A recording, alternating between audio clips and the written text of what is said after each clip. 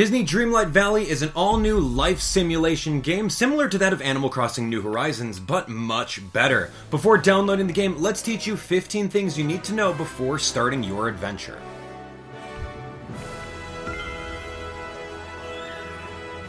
Hey everyone, it's Abdallah here with a Disney Dreamlight Valley tips and tricks tutorial video dedicated to help you understand the game before you start. After playing the game for many hours, I've come up with 15 tips that will make your job easier, so let's jump right into it. Our first tip is to not spend too much time on the avatar designer tool outside of your physical characteristics. Yes, you absolutely want to use all of the details of the facial hair, the eyebrows, the eyeball colors, and all of those physical traits to make your character look like you. Absolutely do that. But once it comes to the clothing, you can deal with that a little bit later on, especially because you'll end up getting so many different clothing items from the overworld map that you'll be changing your outfits very frequently. And if you've already downloaded the avatar designer tool, feel free to import your design into the game accordingly. Our second tip is that your answers to the NPC's text don't matter.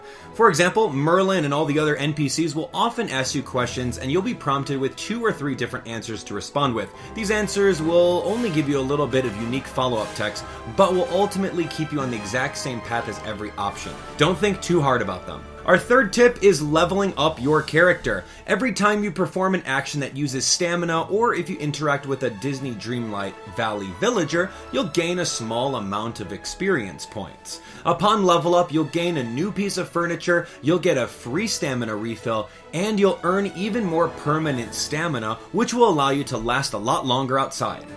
Our fourth tip is making sure that you pay attention to your stamina meter. Now, this game is a little bit different and you don't have unlimited stamina like you would see in Animal Crossing New Horizons. There's a little meter on the top left side of the screen, and as you are moving around, every action your character does in the overworld, such as removing night thorns, digging, watering, fishing, breaking rocks with a pickaxe, planting seeds, harvesting, all of that stuff depletes your stamina. Now, your character will get a little stamina bubble over their head when they're running a little bit tired. Once their stamina is fully depleted, you won't be able to do any working actions. So, a great and easy free way to restore your stamina is simply by walking into your house and walking straight out. For some reason, that replaces your stamina. Now, limit your consumables to times where you're really far away from your house, as using food items to restore stamina is good, but sometimes they're better used for selling in order to get more star coins. Our fifth tip is going to be learning all of the different items within the game. Now, if you press the item inventory button, you'll be able to see all the items right over here in your current backpack. At the beginning of the game, Merlin gives you a chest, and once you open it, it holds a chair, 5 apples, and 3 4-star cookies. So make sure you learn how to use that.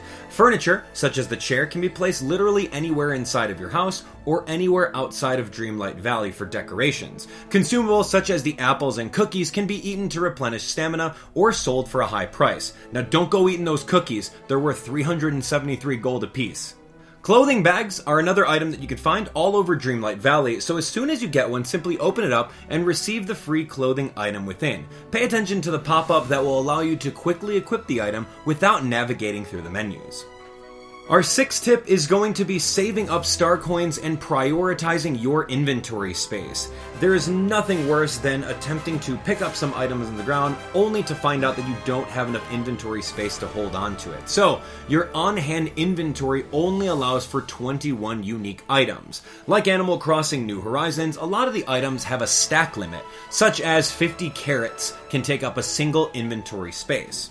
The 28-slot backpack will end up costing you 5,000 star coins, so save up and purchase that as soon as possible by going into the menu and then clicking on that expand button. You can unlock even bigger backpacks, but they'll end up costing you a ton of star coins, so keep saving up. Number 7 on our list is learning how to navigate the menu. The Disney Dreamlight Valley gameplay may be a little intimidating, with a bunch of quests pulling you in 10 different directions at once, so take it one step at a time by clicking on the Quest tab within the Start menu. Then click on a particular quest that you're interested in fulfilling, press the Action button to select it. Doing this will allow you to see the requirements on the Overworld UI in the top left corner and will allow you to manage your time a lot more efficiency. Take it one step at a time, and if you come across something that you can't fulfill, i.e. an item that you can't find in the Overworld, don't worry about it, it'll stay available for you. You can knock that out at your convenience. Our 8th tip for the video is going to be finding all of the royal tools as soon as possible. As soon as you get this quest from Merlin, you are going to essentially find all of the tools that you need in order to operate and do everything in Disney Dreamlight Valley. There is a total of 4 of them, so here exactly is where they're at in chronological order from the quest line. So after you accept Merlin's quest to find the royal tools, you'll find the royal pickaxe right behind Scrooge's store. All you have to do is run up to it, press the A button, and a cutscene will commence. Next up, after talking to Mickey Mouse and revealing his memory of Chez Remy, head over there and you'll find the royal shovel. After talking to Mickey Mouse and planting a few seeds with the shovel, you'll find the watering can to the right of your house. And last but not least, after unlocking the meadow by breaking the rocks past the stairs with the pickaxe, head over to Goofy's house and accept his quest to fish and find his rod in order to obtain the royal fishing rod. Our 9th tip for this video is going to be learning how to grind and claim Dreamlight. Now, after playing a while, you'll notice many pop-up achievements in the game that you can claim for a currency called Dreamlight. This currency is used to unlock new areas of the map, such as the beach and areas of the castle. Take a look at either the wishing well at the plaza or within the first section of your menu to see all of the Dreamlight rewards piling up. You can get rewarded for all sorts of achievements in foraging, gardening, fishing, cooking, collecting, friendship, making improvements to the village, and mining. If you see an orange dot on any of those tabs, click into it and claim it to start stockpiling all of your Dreamlight. The best way to earn easiest Dreamlight is to pay attention to the first tab called Dreamlight Duties. Aim to complete these for the largest amount of Dreamlight with the easiest tasks possible. Alright, number 10 on our list is learning how to garden. Now, this is going to be an abbreviated tutorial, so Mickey teaches you how to do this, but there's a lot more things that can happen, so here's the lowdown. Right off the bat, once you get the shovel, you can dig a spot wherever you want, but pay attention to the yellow cursor that shows up on the ground so that you know exactly where you're going to be aiming. If you hold the A button while you're digging, your character will continue to dig in a straight line. Choose any dugout square and press the A button with seeds in your inventory in order to plant them. Same concept as with auto digging, hold the A button to automatically plant seeds in whatever areas are available. Use your watering can to water multiple seeds at once and pay attention to the water dripping for the plant to know whether or not you watered it.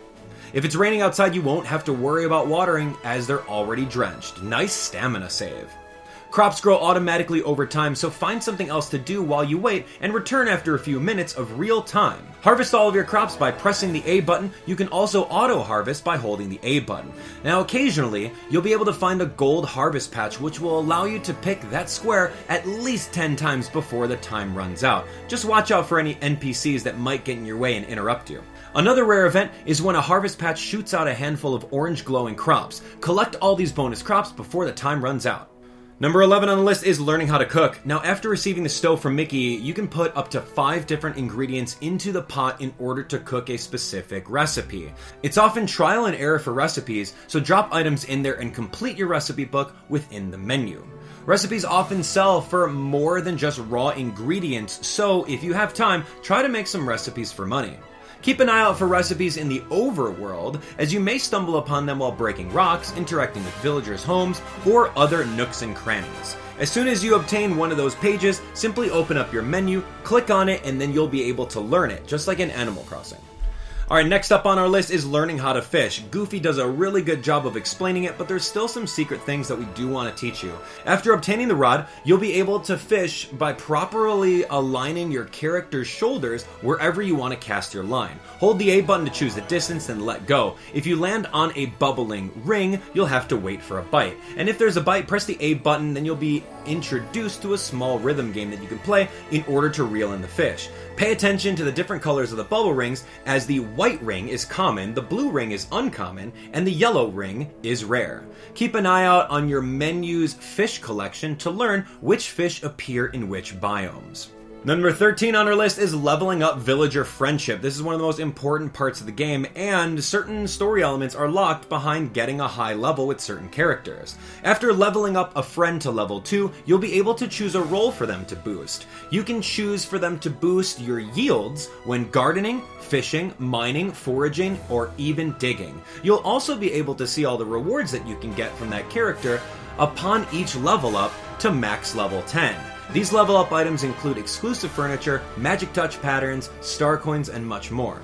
Level up your characters by giving them items, and if you look at the collection menu, then scroll down to characters, you'll be able to find their favorite things of the day to earn even more friendship. You can also talk to them once a day for even more points. Talk to your friend and invite them to hang out. Doing so will allow them to follow you around and passively earn friendship for each action you take. Use the Hangout feature in combination with the villager's specific role to earn Hangout bonuses in order to maximize profits. For example, I made Mickey's role in gardening and he's level 10, so each time I harvest crops, he tends to throw a bunch of extra crops my way. Same concept with fishing with Goofy. Every time I catch a rare fish, he catches the exact same one. I made Scrooge my mining buddy so that every time I strike into those different stones, sometimes I'll get double the rare stones every time I dig them up. Number 14 on the list is going to be terraforming and learning the customization of the overworld. Yes, the entire overworld has a grid-based system that you can use in order to customize it. This is game-changing.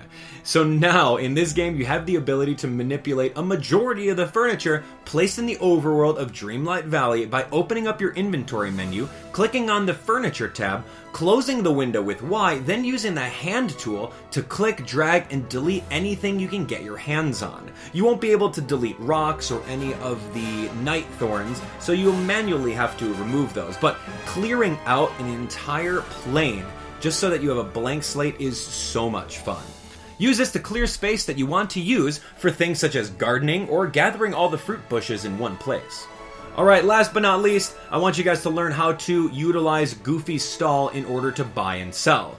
After unlocking the meadow by breaking the rocks past the downward stairs, you'll find Goofy's busted stall. Click on the Scrooge sign and pay for the upgrade to get started with Goofy's stall, which will allow you to buy basic seeds and wheat.